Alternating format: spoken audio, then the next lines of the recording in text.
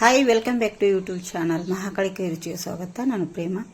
ನೋಡಿ, ಪೈನಾಪಲ್ಲನ್ನು ನಾವು ಕೇಸರಿ ಬಾತ್ ಆಗಲಿ ಮೆಣಸ್ಕಾಯಿ ಆಗಲಿ ಏನೇನೋ ಮಾಡ್ಕೊಂಡು ತಿಂತೀವಿ ಫ್ರೆಂಡ್ಸ್. ಜ್ಯೂಸ್ ಅದು ಯಾವತ್ತದು ತವಾ ಫ್ರೈ ಮಾಡ್ಕೊಂಡು ತಿಂದಿದ್ದೀರಾ ಫ್ರೆಂಡ್ಸ್. ನೋಡಿ, ಇಲ್ಲಿ ತವಾ ಫ್ರೈ ಮಾಡ್ತಾ ಇದ್ದೀನಿ ನಾನು. ತುಂಬ ಅಂದರೆ ತುಂಬ ಟೇಸ್ಟಿಯಾಗಿರುತ್ತೆ.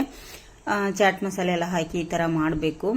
ಮಕ್ಕಳಿಗೆ ತುಂಬಾ ಇಷ್ಟ ಆಗುತ್ತೆ. ನೀವು ಮನೆಯಲ್ಲಿ ಟ್ರೈ ಮಾಡಿ ಹೇಗೆ ಬಂದಿದೆ ಅಂಥೇಳಿ ಕಮೆಂಟ್ ಮಾಡಿ. ಹೊಸಬ್ರು ನಮ್ಮ ಚಾನಲ್ ನೋಡ್ತಾ ಇದ್ರೆ ಪ್ಲೀಸ್ ಸಬ್ಸ್ಕ್ರೈಬ್ ಮಾಡ್ಕೊಂಡು ನೋಡಿ.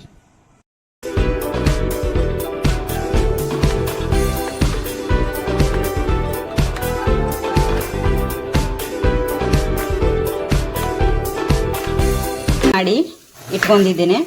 ಏನು ಮುಳ್ಳಿದ್ರು ಪರವಾಗಿಲ್ಲ ಫ್ರೆಂಡ್ಸ್, ಅದೇನು ಏನಾಗಲ್ಲ. ಈ ಥರ ಇದನ್ನು ನಾನು ಈ ಥರ ರೌಂಡ್ ಮಾಡಿ ಕಟ್ ಮಾಡಿ ಎಲ್ಲವನ್ನು ಇದೇ ಥರ ಇಟ್ಕೋತೇನೆ ಫ್ರೆಂಡ್ಸ್. ತೋರಿಸ್ತೇನೆ ನೋಡಿ. ನಾನು ಈ ಥರ ಕಟ್ ಮಾಡಿ ಇಟ್ಕೊಂಡಿದ್ದೇನೆ. ಒಂದಿಷ್ಟು ದಪ್ಪ ಇದ್ದರೆ ಸಾಕು ನಮಗೆ.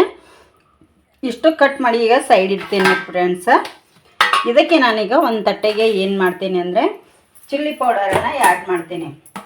ಸಿಂಪಲ್ ಆಗಿರುವಂಥ ಮಸಾಲೆ ತುಂಬ ಚೆನ್ನಾಗಿರುತ್ತೆ. ಮಕ್ಕಳಿಗಂತೂ ಖುಷಿಪಟ್ಟು ತಿಂತಾರೆ. ನಮಗೆ ಎಷ್ಟು ಬೇಕು ನೋಡಿ ಖಾರ ಅಷ್ಟನ್ನು ಹಾಕ್ಕೋಬೇಕಾಗತ್ತೆ.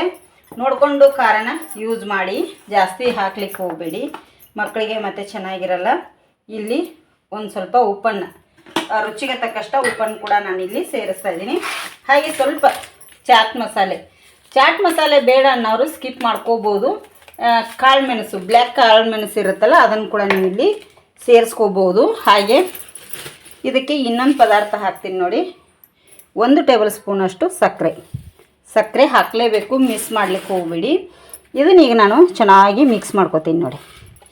ಈ ಥರ ಇದು ಎಲ್ಲ ಉಪ್ಪು, ಚಾಟ್ ಮಸಾಲೆ, ಸಕ್ಕರೆ, ಖಾರ ಎಲ್ಲ ಕರೆಕ್ಟಾಗಿ ಮಿಕ್ಸ್ ಆಗಬೇಕು. ಈ ಥರ ನಾವು ಮಕ್ಕಳಿಗೆ ಮಾಡಿಕೊಡೋದ್ರಿಂದ ತುಂಬಾ ಚೆನ್ನಾಗಿ ಅನಿಸುತ್ತೆ ನೋಡಿ. ಹಾಗೆ ತಿನ್ನೋಕ್ಕಿಂತ ಈ ಥರ ಮಾಡಿಕೊಡ್ಬೋದು ನೋಡಿ. ನಿಮಗೆ ಹೇಗೆ ಇಷ್ಟಾದರೂ ಹಚ್ಕೊಳ್ಳಿ, ಇಲ್ಲಾಂದರೆ ಜಾಸ್ತಿ ಆಗುತ್ತೆ ಅನ್ನೋರು ಈ ಥರ ಮಾಡ್ಕೊಳ್ಳಿ ನೋಡಿ. ಈಗ ಎಲ್ಲವನ್ನು ನಾನು ಅದೇ ಥರ ಹಚ್ಕೋತೇನೆ ಎಲ್ಲದಕ್ಕೂ ಕರೆಕ್ಟಾಗಿ ನೋಡಿ. ಇಲ್ಲಿ ಎಲ್ಲ ಮಸಾಲೆ ಹಾಕಿ ರೆಡಿ ಮಾಡಿ ಇಟ್ಟಿದ್ದೇನೆ. ಹೀಗೆ ತಿನ್ನಲಿಕ್ಕಿಲ್ಲ, ಇದಕ್ಕೆ ಇನ್ನೂ ಒಂದು ಟ್ವಿಸ್ಟ್ ಇದೆ. ಅದು ಏನಂಥೇಳಿ ನೋಡೋಣ ಬನ್ನಿ. ನೋಡಿ, ಇಲ್ಲಿ ಒಂದು ಗ್ಯಾಸ್ ಮೇಲೆ ಬಾಣಲೆನ ಇಟ್ಟಿದ್ದೇನೆ. ಅದಕ್ಕೆ ಒಂದು ಸ್ವಲ್ಪ ಎಣ್ಣೆ ಹಾಕೋತೀನಿ ನಾನಿಲ್ಲಿ. ನೋಡಿಕೊಂಡು ಎಣ್ಣೆ ಹಾಕ್ಕೊಳ್ಳಿ, ಜಾಸ್ತಿ ಹಾಕ್ಲಿಕ್ಕೆ ಹೋಗಬೇಡಿ.